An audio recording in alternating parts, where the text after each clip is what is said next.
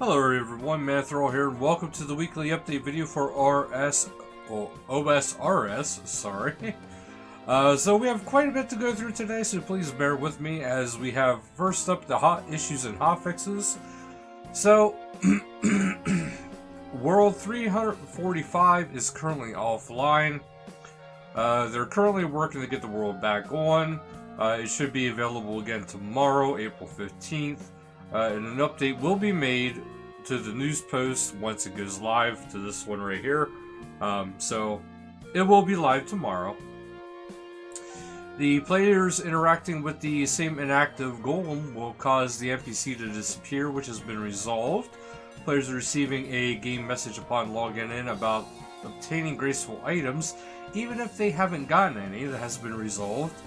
Some held items are not appearing correctly within the Below Ice Mountain cutscene. That has been resolved.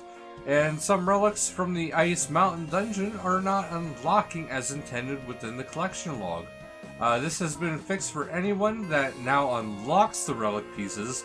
For players that have already received a relic piece, you can now speak to Romarno to update your collection log. Clicking out of the cutscene with Burnt Off will not allow players to progress within the quest, which has been resolved. Traps in the vault within the Ice Mountain dungeon will block all players from walking once it spawns, and that issue is currently under investigation. And speaking of Below Ice Mountain, is a brand new dungeon to actually really say about it. So there is a person named Willow, who's an archaeologist, who's hunting for their next big discovery. So she believes she found an entrance to an ancient underground ruins just west of Ice Mountain. She said there's a catch that is sealed tight, and she needs to reunite her old crew to help break in. So the old crew, of course, you got to get them together. You got Burnt Off is an old dwarf with a penchant for demolition. Chakal is a well-built lifter of heavy things. And Marley is a cunning thief with a knack of disarming traps. So there you go. This is, I want to say, yeah, it's a novice quest. I thought for sure it was a quest, but it is a novice quest. It is aimed at free-to-play adventures as well. So there's not a lot of requirements, but you do need 16 quest points to get started, and 10 mining will come in handy for the tricky encounters, but is not necessary. So the completing of the quest, if you don't want to hear, just, mute, cover your ears, whatever, is 1 quest point, 2k coins, that is, and access to the Ice Mountain dungeon. Now, within the dungeon, you have activities in the ruins, of course. So, let's go over some of what these activities are. You have religious offerings, which is for prayer. Players can offer cavefish within the ruins to train their player skill. So, you'll need to perform the same ritual used by the long-departed inhabitants of the ruins. And up next, we have fishing. Tie in with a cavefish. So you'll be able to fish different things. There is raw guppy at level 7, small net. Raw cavefish at level 20, small net. Raw tetra at 33, small net or big net. And those are all free to play, but the fourth one is raw catfish at level 46, which is a big net, and that is members only. So players will sometimes find Bear Knight when fishing. Plus, there's a rare chance to find a Bear Knight handle, so that'll actually be something that you kind of want to keep your eyes out for. So, there says with a fish in your net, players will need to head to one of the old prep stations with a knife. So, be careful how you cook. Budding chefs, it is possible to mess up and ruin the fish. The chance for failure is dependent on your cooking level. So, the higher the cooking level, the better. Guppies, level 7, free to play. Cavefish, level 20, free to play. Tetra, level 33, free to play. And Catfish, level 46, members. So prayer, with your fish prepared, it's time to make an offering at an ancient altar and train that prayer skill. So it's actually kind of nice to see that they found a way to tie fishing into prayer in some strange way. However, there's also some old things still lurking there that aren't quite departed. So there's a bunch of different types of golems, if you will. So they are combat, of course. You know, it is combat oriented with these guys. So the following golems are in the ruin. In the ruins, you got the flawed golem at level 13. Notable drops, none. Free to play. Mind golem level 30. Mind core, yeah, free to play. Body golem level 50. Body core, free to play. And chaos golem level 70. Chaos core members. So killing the golems will also potentially yield some Baronite. But there's also a rare drop chance of getting the Baronite guard, which there's more to come yet, so don't worry. But players can use the cores to train their runecrafting skill, offering to the relevant runecrafting altar for XP and runes. Each core offers more XP and runes than a single essence, so meaning fewer trips to the altar. However, this benefit is offset by the time it takes to obtain the cores. So, if you have a reason to be there to fight them, do it. If not, maybe not the best method. It's hard to say quite yet. And then we also have the Gathering of Relics, which is the mining and smithing. So there is Baronite rocks, so you can mine Baronite, of course, from the Baronite deposits. So the mining of it is at level 15. So it's very similar to the upper level ore vines and the Motherlode mine. So that's actually something noteworthy. Players will get about 25 XP per Baronite mined, and find deposit will yield some additional XP. Smithing. So, players can break down Baronite deposits with a hammer at the anvil within the dungeon and obtain various items. So you got Baronite, common, Ancient Relic, uncommon, Baronite Head, rare, and Broken Baronite Hammer, which is also rare and members only. So, Ancient Relics can be handed in the Varrock Museum for coins. In addition, members also get kudos for the first relic they hand in. Keep that in mind, guys. The Baronite Head and the Broken Baronite Hammer, meanwhile, can be made into new items, which we will get to just in a little bit. When smithing, players will get about 37.5 XP per deposit, so they'll be monitoring the drop rates and will adjust accordingly if need be. There's also the Vault. So this is where all the Baronite kind of comes into play, because you need Baronite to be able to gain access to the Vault, and you can kind of explore to get some ruins into the stored treasure. So it's worth to take a gander and check it out. But there is a catch. Each payment of Baronite allows just one entry, and players will only get a limited time inside before they're forced out by the security systems within the Vault. So it's something to kind of keep in mind.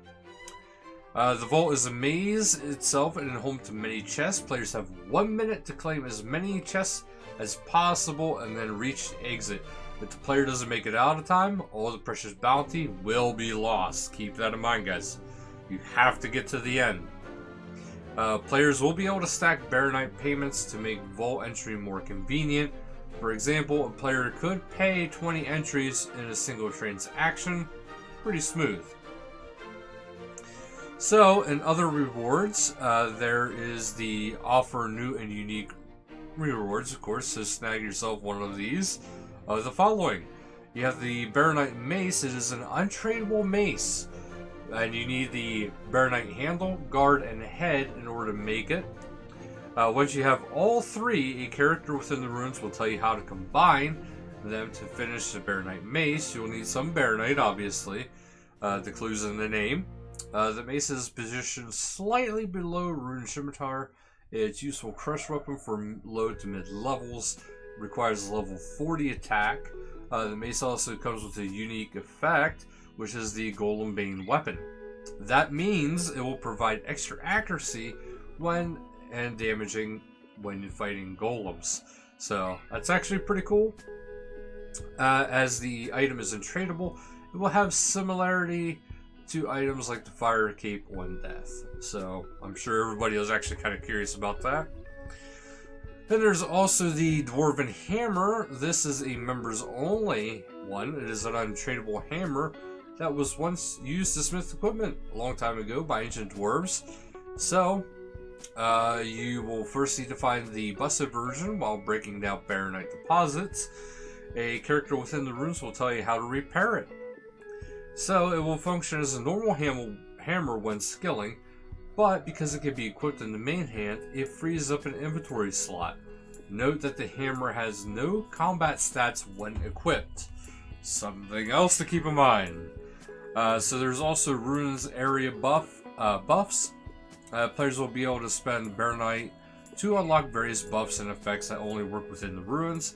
Increase catch rate for fishing, decrease failure chance when preparing fish, reduce damage from golem attacks, increased chance of obtaining Baronite deposits, increased chance of finding mace components and broken hammer, a 1 hour buff to the dungeon that increases the success chance of all activities.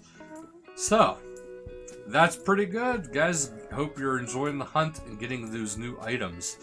There is a Temporos update today. Items that require setting up, such as the Dwarf Cannon, Manithral Seeds hunting box, can no longer be used on the Temperous lobby ship. You can no longer light fires there either. Fishing XP may now be gained in Temperous encounters on World 45. Players can no longer stall to run through fires. Points from dousing fires and fixing totem poles have been doubled from 20 to 40. So get splashing. The tackle box can now be used to store the Pearl Barbarian Rod, Tiny Net, Mulch Pearls, Merfolk Trident, Dark Flippers, and all variants of the Trailblazer Harpoon. Stackable fish can no longer be stored in the fish barrel. Angler and Spirit Angler outfits are now separated in the player-owned house. The messaging when subduing Temperous has been tweaked just slightly. In other news, the seed box improvements, they have actually improved some of these. So, upon death to an NPC, the seed box would be dropped to the ground with all its contents still stored. If the player died below level 20 wilderness, it would drop to the ground, fall along all of its contents. If the player died above level 20, it would be dropped as 1 coin, and all of its contents would be destroyed. But it will now behave as follows. PVM death below 20 wilderness, the container and contents go to the gravestone. PVM death above 20 wilderness, the container is destroyed, but the contents can be preserved within the next container acquired. So this way the items just aren't a total loss. I kind of prefer the old way, honestly. PvP death acts the same way regardless of location. The pouch is destroyed and its contents awarded to the peak carrier. That I agree with. So, PvP World Rhoda has moved to Period B. The host for the high-risk PvP World is 337 US East. Standard PvP World is 325 UK. Free-to-play PvP World is 371 UK. LMS World is 492 US East. LMS World is 326 UK for free-to-play. Extras, for Iron Man, certain Slayer monsters' loot and XP will be discredited if a player hits 0. This is to discourage the use of the alternate accounts to speed up the efficiency of certain tasks. Nightmare drop calculations will now figure in the total contribution that is present when the boss dies. This is to prevent boosting of drops. After an eventful East door, Greg has returned to doing whatever he does. You can now use the Twisted and Trailblazer Cane emotes directly from the emotes interface as long as you have a set of 3 Tier 3 Relic Hunter on your League Hall's outfit stand in your player-owned house. The Iron Dragon in Soul Wars dungeon has been moved closer to the rune ore spot to prevent some botters from getting there without a fight. Brimhaven Graceful Pieces will now be correctly counted within the collection log on login. Players can now search for all boss categories in the collection log. The Dragon Harpoon will now always consume 100% of its special attack. Zuriel's Staff now gives its ancient magic buffs in Last Man Standing. The Undead Zealot in Mortan has more cosmetic variation. Some of more shields have been updated to prevent them from disrupting players' walking animation. A typo has been fixed in the settings menu dialogue. A typo has been fixed in the story's dialogue. And some grammatical errors have been corrected in Drake combat messages. Yeah, and that's actually it for today's video, guys. So thank you guys so much for watching, and until next time, later, guys.